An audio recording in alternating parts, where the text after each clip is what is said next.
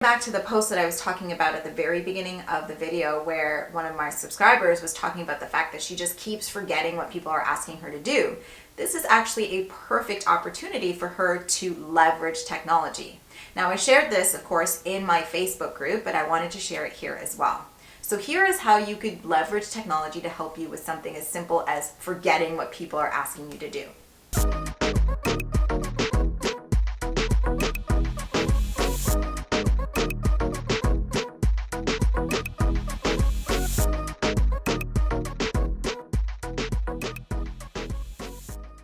Well, hey there, welcome to Mac TV, where we of course believe that the transformation from manager to leader is such a crucial one.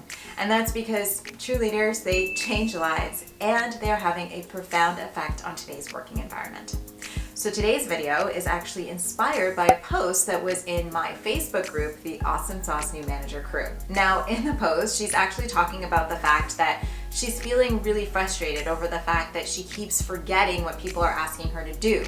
But at the core, really, what this is an issue of organization, right? Because when you're organized, you don't feel so flustered or overwhelmed by all the things that are coming at you.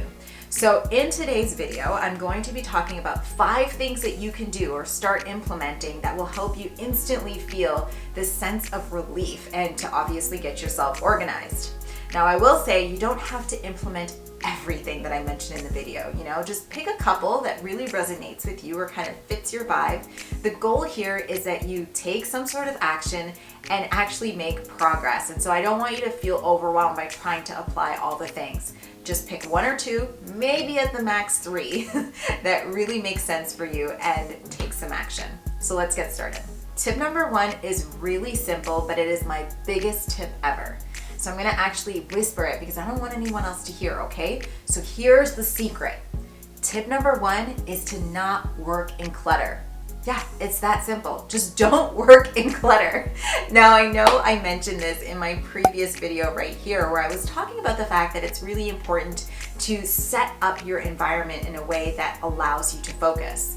Well, the same thing goes for this as well. If you are in a messy environment, then you're going to feel messy both physically and mentally as well. So it's really important to set yourself up for success by setting your environment up for success.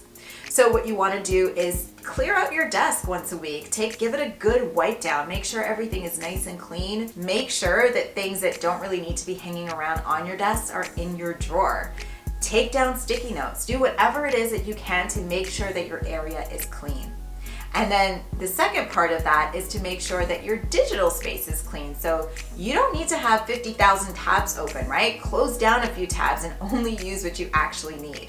It's incredibly important to make sure that your physical space as well as your digital space is clear of clutter so that you can actually feel like you're in control of what you're doing. Tip number 2 is to plan your week. People that are organized plan their time.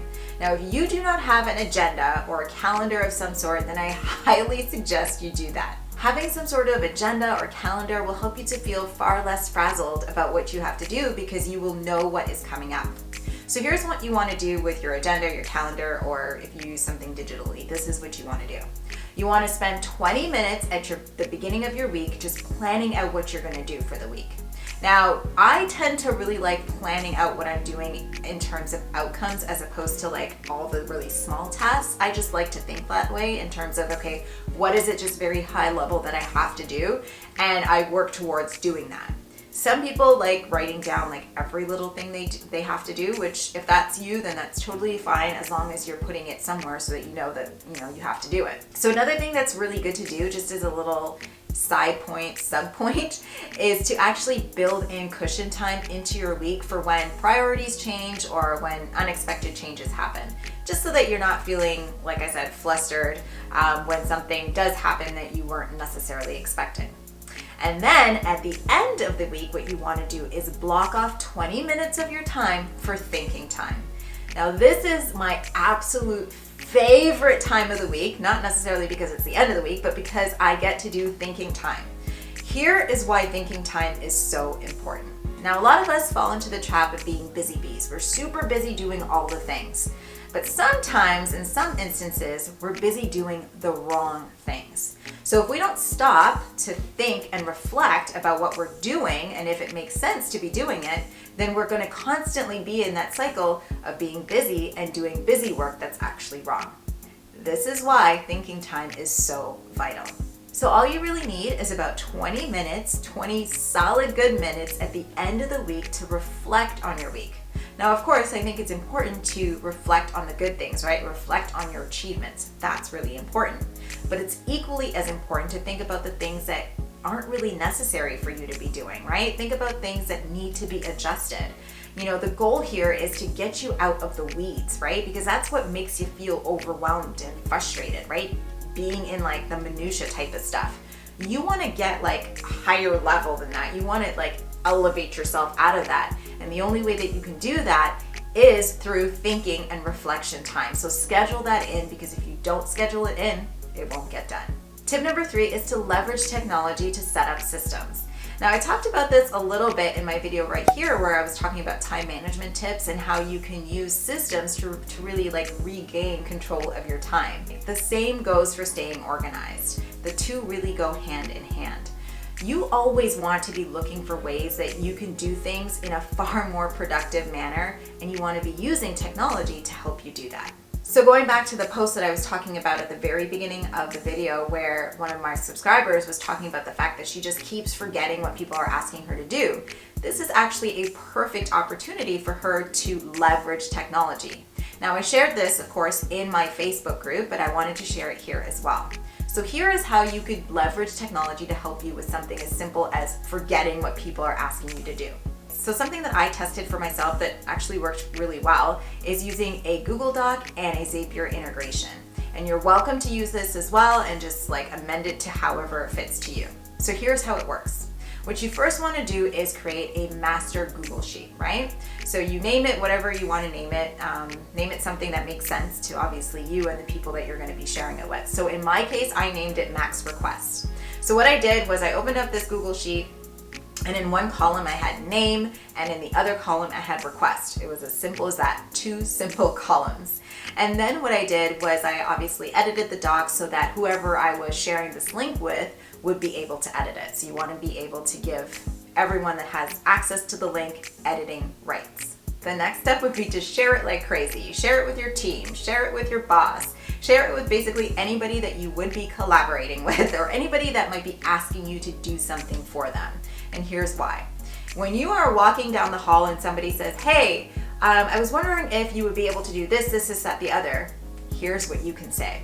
Sure, I can do that for you. Would you be able to just put that in my request doc for me? I want to make sure that I really understand the details, right? Because oftentimes that's when people are asking you to do something when you're like almost on the way to the bathroom. And that's how, you know, that's a good chance for forgetting what they're asking you to do. Or when someone like sends you, like if your office has some sort of inner office messenger or something like that, and someone asks you to do something, you can send them back the link. Now, I will say that this is one of those cases where you need to explain the why behind the what.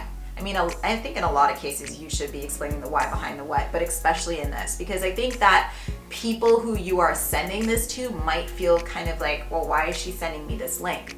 Well, the truth is you don't want to forget, and you want to make sure that you're doing it the right way, right? So it's important to explain that, hey, I've created this because of the fact that, you know, I get a ton of requests a day, and I want to make sure that I prioritize what needs to be like priority on my list, as well as, you know, things get lost in translation very easily. So I want to make sure that I clearly understand what you're asking me to do, and the best way for me to clearly understand is if you know, dictate exactly what it is that you're asking for, and if I have any questions, I'll come back and ask you, right? So you want to clearly explain the reason behind having this doc. And now you can keep it pretty simple and just check this Google Doc every day to see if anybody has asked you to do something that needs your attention right away, or, you know, that you can plan for. Or you can take it a step further like I did and integrate it with Zapier. Now, Zapier is a workflow automation tool. Okay, so it's a workflow automation tool, and it's basically designed in a way to trigger any action that you want. So in this case, what would happen was every time someone entered something into the doc for me, What Zapier would do is actually trigger an alert to my email. That's how I had it set up, to say, hey, there is a new entry in your doc. That way I didn't have to check it every day. You can actually also integrate it with like maybe your project management tools. So if you're using Asana or Trello is my favorite, what it'll do is automatically update your card for you and let you know that there is a task. Again, that way you're not having to constantly check on what's being updated. It's like doing the work in the background for you. Now, Zapier is free for up to 5 zaps. So that's 5 workflows or 5 sets of automation. So in this case, the Google Doc would be considered one workflow. So you can actually use Zapier for 4 other things that you might be thinking in your mind, that's an interesting tool. I would like to use that to automate this or automate that. You can use it up to 5 times. So I'll leave the link for Zapier in the description box below. Tip number 4 is to cut out applications. Now, I know I just literally said that it's important to leverage technology to help you, but technology is one of those things that it's like really good in some areas, but too much of it causes like an upset bad stomach kind of situation. You want to be able to use technology in the right way, and sometimes if you're using too much of it, it can cause a ton of distractions, or you're like looking in a ton of places for one thing, and that actually causes disorganization. It's a good idea to look through everything you're using and see if there's any sort of overlap or if there's things that you don't necessarily need to be using, and just cut it out. It is far better to be using a few really good applications than a ton of applications that kind of fill small gaps. Tip number 5 is to set a specific time for checking email. Nothing to me is more irritating than email. Email is so annoying. I mean, instantly, with a fly-in or some sort of notification, somebody else's problem becomes your chaos, right? And it is so easy to get sucked into that hole. And so if you make it an aim to just block off a little bit of time in your calendar each and every day for checking email, then you're not like going through your day basically reacting to everybody else's problems. Now, if you're looking for more tips and advice in terms of how to manage your time more wisely and how to be productive and increase your focus levels, then I highly suggest you check out these videos right here. Now, if you're a new manager and you're looking to accelerate your learning and you want to network and gain a community of people that you can actually talk to about what you're experiencing, the struggles that you're experiencing, then feel free to join my free Facebook group called the Awesome Sauce New Manager Crew. I will put the link in the description box below. If you like this video, I do suggest that you hit on the subscribe and notification bell so you don't miss out on other videos that I share here only on Tuesday. Thank you so much for watching. It was a blast to be with you today. I hope you have a fantastic rest of the week. Don't forget to keep smiling, and I'll see you in the next one.